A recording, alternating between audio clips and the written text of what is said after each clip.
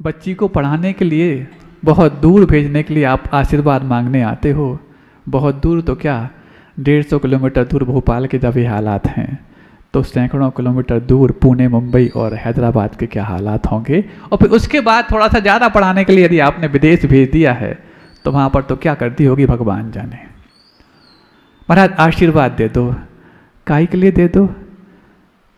या तो वो डिप्रेस हो जाए कि सिगरेट पीना नहीं जानती, दब्बू कहीं की, ये सुन करके, या फिर पीने के लिए तैयार हो जाए। बताओ हम किसके लिए आशीर्वाद दे दें? यदि तुम अपनी बेटियों को इतना सामर्थ्यवान बनाकर लेकर आओ कि बाहर का कोई भी कहर उनके जीवन पर मौत का मंजर या अवसाद का मंजर बनकर के ना आए, तब तो हमारा आशीर्वाद कुछ काम करेगा। नहीं है तो पल पल अपने भावों को डामाडोल करने वाली है बेटियां। किस आधार पर तुम गुरुओं के आशीर्वाद को सार्थक करने की उनसे बात सोचते हो? एक बात हम आपसे पूछना चाहते हैं, ठीक है वो तो बेटे और बेटियां हैं, आप लोग तो बड़े हो गए ना, आप लोग तो प्रौढ़ हो गए, आप लोग तो वृद्ध हो गए। जब आप यहां पर एक सभा में बैठे हैं तब आप कैसे भाव रखते हैं? और जब आप यहीं पर कोई मल्टीप्लेक्स यदि हो वो बाहर लाके बैठे हो तो कैसे भाव होते हैं? सेम होते हैं क्या? प्रवचन सभा में जब आप जैसे प्रौढ़ और मजबूत व्यक्ति के भाव जैसे होते हैं, वही व्यक्ति यदि शाम को मल्टीप्लेक्स में पहुंच जाए तो अपने भावों में अंतर पाता है। तो जिनके भाव अभी अस्थिर हैं, स्थिर हो ही नहीं पाए हैं, इमैच्योर्ड हैं, उनको अपने घर से बाहर भेज करके वो सारे राग के वातावरण में वो संस्कारवान बने रहेंगे, इसकी तुम उम्मीद करते कैसे हो? जिस दिन तुम अपनी उम्मीद पर खड़े उतर जाओ खुद के लिए, तब उम्मीद करना कि तुम्हारे बच्चे तुम्हारी उम्मीदों में खड़े उतर करके आएंगे। तुम लोग तो बूढ़े हो गए तो भी अपने भावों को संभालने लायक नहीं हो पाए हो। उन बच्चों से बेबुनियादी उम्मीद क्यों करते हो कि वहां जाकर के उस हवा से में अपने आप को स्थिर बना पाएंगे? बताओ, अब आशीर्वाद मांगने आओगे तो महाराज बिना आशीर्वाद के भेज दें क्या? अपनी रिस्क पर भेज रहे हो, भेजो। और इस बात में यदि कोई कमी हो, गलत हो, तो उठ के बोलो, नहीं महाराज बात गलत है आपकी, आप अपने शब्द वापस लीजिए। हम स्वीकार करेंगे आपकी बात को, हम अपने शब्द वापस लेंगे। बस इतना सोचना, क्या तुम्हारे यहाँ पर जैसे भाव हैं वैसे ही भाव अपने घर में और वैसे ही भाव किसी सिनेमा में होते हैं क्या? नहीं होते। बार बार प्रवचनों का संस्कार पाने के बावजूद भी, बार बार गुरुओं की सन्निधि पाने के बावजूद भी तुम्हारा मन इतनी अवस्था में भी इतना प्रौढ़ नहीं हो पाया कि माहौल बदलने के बाद मन को ना बदल पाए। तो जनों के अभी प्रवचनों की शुरुआत ही नहीं हुई है, जिनके जीवन में अभी गुरु ठीक से आए भी नहीं हैं, उनको तुम सीधा का सीधा गुरुओं के आशीर्वाद मात्र पाकर के वहां भेज देते हो और ये उम्मीद करते हो महाराज का आशीर्वाद है, कभी व्यर्थ नहीं जाएगा। अरे महाराज का आशीर्वाद तो तब व्यर्थ नहीं जाता जब सबका मानस ये बन जाता है कि हम गुरुदेव के आशीर्वाद से अतिशय चेत का निर्माण करेंगे। और उसमें जब महाराज आपके भावों को स्थिर करने के लिए आपके अंदर लोभ कसाय का निष्कासन करते हैं, वहां तो महाराज का आशीर्वाद व्यर्थ नहीं जाएगा, ये तो हम विश्वास से कह सकते हैं। लेकिन जिस चीज की तुमने तैयारी अभी तक ना की हो और महाराज से 2 मिनट का आशीर्वाद लेके तुम उनको मजबूत करने की सोचो, हम भी आशीर्वाद देने से पहले सोचते हैं। कभी भी गुरुदेव आचार्य विद्यासागर जी महाराज का कोई भी शिष्य हो, पात्रता देखे बगैर आशीर्वाद नहीं देता।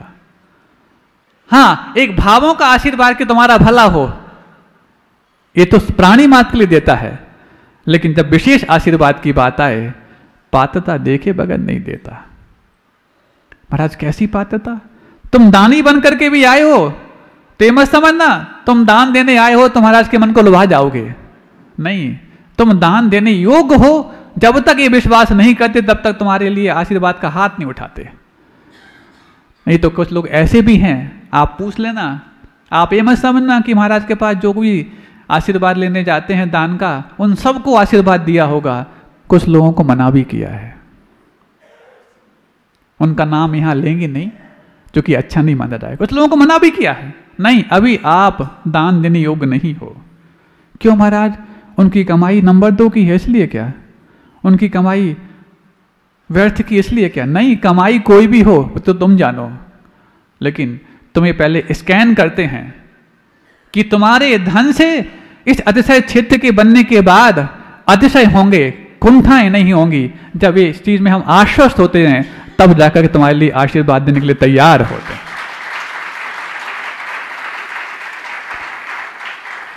और जिन जिन लोगों के लिए महाराज ने संकेत किया है, अथवा तुम उनके पास आकर, संकेत तो हमने बहुत कम किया, जो संकेत करते हैं यही मंच से करते हैं, कमरे में जाकर किसी को बुलाते नहीं, क्योंकि हमें जो बिना बुलाए आए हैं उन्हीं को समय देने में समय कम पड़ता है, तो बुलाने की कहाँ आवश्यकता।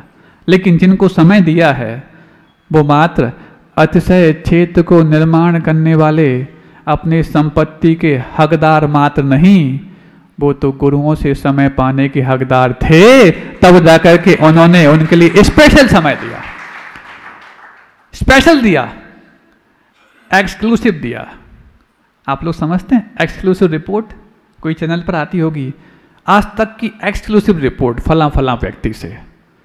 अरे आज तक की हो चाहे कल तक की हो, लेकिन गुरुओं से एक्सक्लूसिव मीटिंग सिर्फ उन्हीं की होती है जिनका पुण्य परिणाम की ऊंचाई आसमान से भी ऊंचा बनाने लग जाता है। महाराज, आज आपने पहली बार कहा कि कई लोगों को आपने वापस लौटा भी दिया है। हाँ, वो लौटाया किसको है ऐसा बता करके हम उसको निंद बनाना नहीं चाहते और निम्न बनाना नहीं चाहता, लेकिन वो यदि स्वयं अपने परिणामों में ऊंचाई भरने लग जाए, वापस लौट करके आएगा और वापस आप ही लोगों के बीच में बैठने लायक भी बन पाएगा।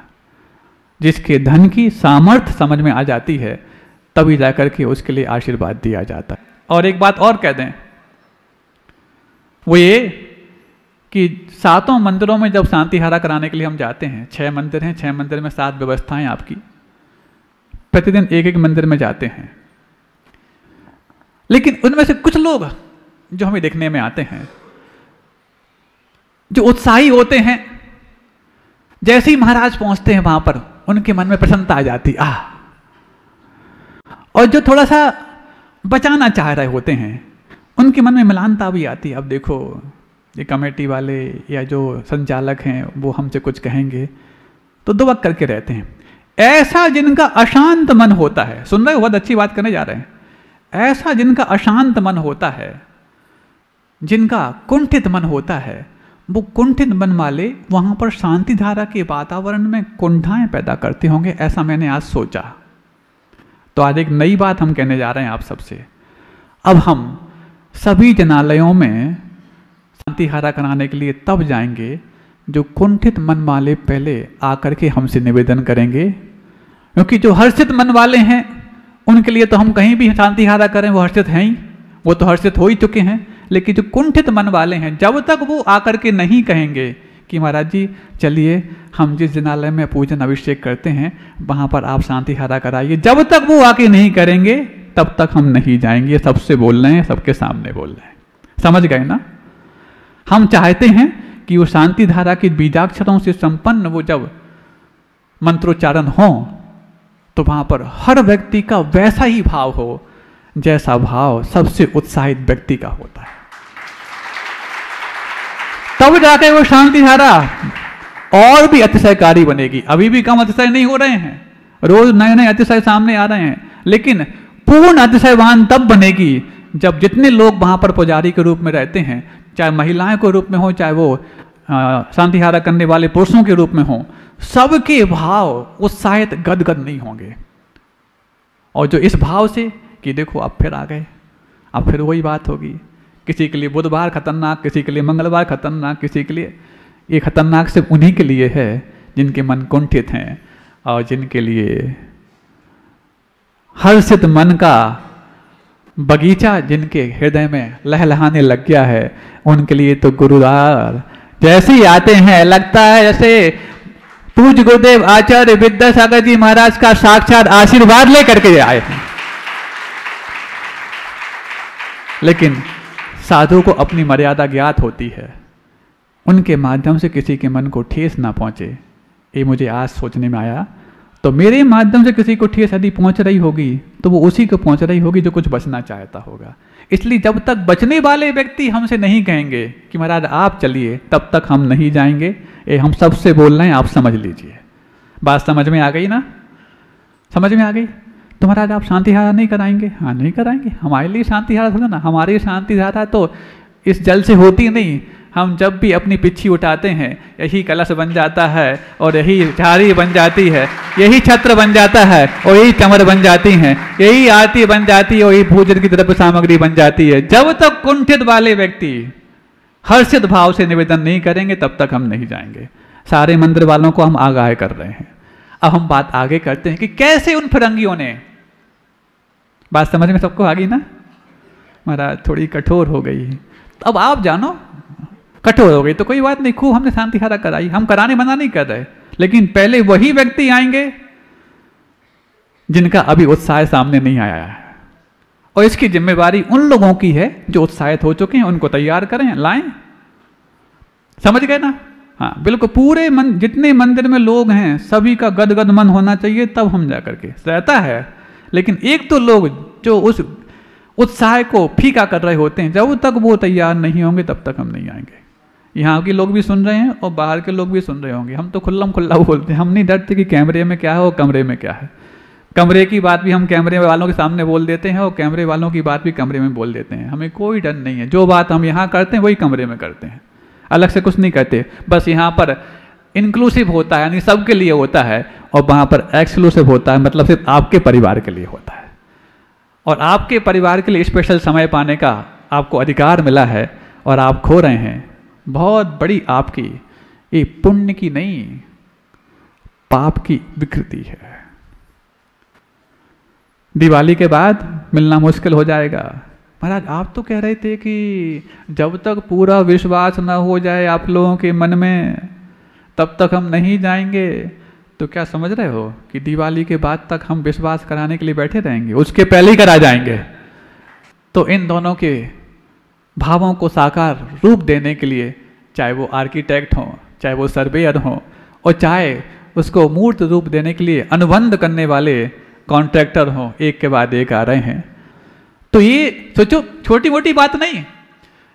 इतने सारे लोगों की भावनाओं को मूर्त रूप देना, ना दानदाता धन के बारे में लोभ करें, ना कॉन्ट्रैक्टर धन के बारे में लोभ करें। लोभ यदि करना है तो धर्म के बारे में करें, और जब धर्म के बारे में लोभ पैदा हो जाता है तो धन उनका पीछा अवश्य करता है। और जिनके जीवन में गुरुओं के आशीर्वाद की संपत्ति का जखीरा लहलहाने लग जाता है, उनके लिए धन तो गौण और धर्म ही मुख्य हो जाता है। सारे दानदाताओं के लिए हमारा बात करना चाह रहे हैं, इसलिए कह रहे हैं अब शांति धारा तभी होगी जब सबके मन शांत दिखेंगे। संकल्पित जो हुए हैं उन्हीं का नाम कमेटी है। कमिटमेंट शब्द से बना है, ट्रस्ट भी ट्रस्ट शब्द से बना है। विश्वस्त मंडल, हिंदी में उसको क्या बोलते हैं? विश्वस्त मंडल। और ट्रस्टी का मतलब विश्वासी, न्यासी। न्यासी कब? हम दूसरों पर विश्वास करेंगे, दूसरे हम पर विश्वास करेंगे, और दोनों ही विश्वास से हम अभी तक के पूज्य भगवान के आवास का निर्माण करेंगे। सबको अब एक रंग में रंग जाना है। अब ये भेद समाप्त। जब दान की बात आए तो ट्रस्टी हो चाहे वो आम जन हो एक हो जाएं। जब विश्वास की बात आए चाहे वो ट्रस्टी हो आम जन एक हो जाएं। जब कर्तव्य निभाने की बात आए तो चाहे ट्रस्टी हो आम जन हो एक हो जाएं। चाहे अतिथियों के शुश्रूषा और सेवा करने की बात आए, इसमें ये नहीं हाँ वो आवास समिति है, वो भोजनशाला समिति है, उनसे बात करो, नहीं। जितने भी बाहर के यात्री अतिथि आते हैं वो किसी भी व्यक्ति से मिलें। यदि वो जैन समाज का है तो उनके लिए जो भी योग आवश्यक सेवा है उसको यही मान करके दें कि वही आवास समिति में है, वही व्यक्ति भोजनशाला समिति में है, वही सेवा सत्कार समिति में है। ये ना कहें कि आप उनसे मिल लो वो आवास समिति में है, ये ना कहें कि उनसे मिल लो भोजनशाला समिति में। ऐसा यदि किसी ने कह दिया तो खबरदार, आप तो बहुत थोड़े से जोर से बोलने लग गए। हाँ खबरदार है, अखबार में नहीं निकाल रहा, इतनी बड़ी बात है, लेकिन यहाँ खबरदार तो आपको कर रहे हैं। हर व्यक्ति यहाँ पर समिति का है, हर व्यक्ति यहाँ पर ट्रस्टी है, हर व्यक्ति यहाँ पर अध्यक्ष है। सिर्फ मात्र व्यवस्था के लिए कमेटी बनाई गई है, क्योंकि हर व्यक्ति व्यवस्था के लिए समय नहीं दे पाता, लेकिन जिसके सामने कोई भी व्यक्ति आ गया है और समय पर आ गया है, उसको अध्यक्ष की तरह ही उसको बिहेव करना है और एक सम्मान समिति के सदस्य के रूप में उनका सम्मान करना है। ये बात हर घर तक पहुंच जाए और हर दिल तक पहुंच जाए, क्योंकि पहले ये बातें दिल में थी। अतिथि देवो भव, इस बात को उन्हीं फिरंगियों ने तुम्हारे दिमाग से निकाल दिया है जिनने तुम्हारे दिमाग में चाय को ठूस दिया है। पर आज चाय का दोष है क्या? नहीं, अभी चाय तो शुरुआत की, अभी आगे आने वाला है। हम अपने विषय को भूले नहीं हैं। हाँ, बीच में दान की बात भी ले आते हैं और फिर सम्मान की बात भी ले आते हैं, और तुम्हारे उस आज़ादी के पहले के भारत और आज़ादी के बाद की भारत भी ले आते हैं। अब इसके बाद आया, इनको ऐसा भोजन कराया जाए जिस भोजन में पोषक तत्व तो ना हो, लेकिन शोषक तत्व पूरे हों। क्या? Fast food. ये मत समझना कि आपने बाजार के पैक्ड वन फास्ट फूड खाना बंद कर दिए इसलिए आप शाकाहारी हो। शाकाहारी भले ही हो गए, लेकिन आप स्वस्थ आहारी नहीं हुए हैं। अब देखो, धीरे धीरे आपसे मेहनत नहीं कराएंगे, इतना कमजोर आपको कर देंगे कि आप ना खाने में मेहनत कर पाओ, ना पचाने में मेहनत कर पाओ, और खाने और पचाने की जो मेहनत नहीं कर पाया, वो कुछ करने की मेहनत कैसे कर पाएगा। तो धीरे धीरे आपके मुख सुख करने वाले भोजन आपसे रूबरू कराए, जिसमें सोडा, समझते हो ना, थोड़ा एक चुटकी सोडा डाल दो, बस दांतों को मेहनत करनी नहीं पड़ेगी। होता कि नहीं होता? जितनी भी Italian food, south Indian food जिसमें सोडा डलता है, इडली कहाँ से आई? इडली, ढोकला, खमण, इतना बड़ा दिखता, स्पंजी होता वो, जैसे वो मुख में स्पंज होता ना, जैसा वो आंत के स्पंज को समाप्त करता है। और आपको, अरे इसमें कुछ नहीं महाराज, कुछ नहीं भैया जी, कुछ नहीं, इसमें ना घी ना तेल है। अरे घी और तेल होता फिर भी भारतीयों की आंतों में इतनी ताकत है, उसको अच्छे से पचा सकती है, लेकिन इसमें बिना घी तेल वाले सोडा वाले व्यंजन, भारतीयों तो क्या देवताओं की आंतों में भी ताकत नहीं है कि उसको पचा सकें।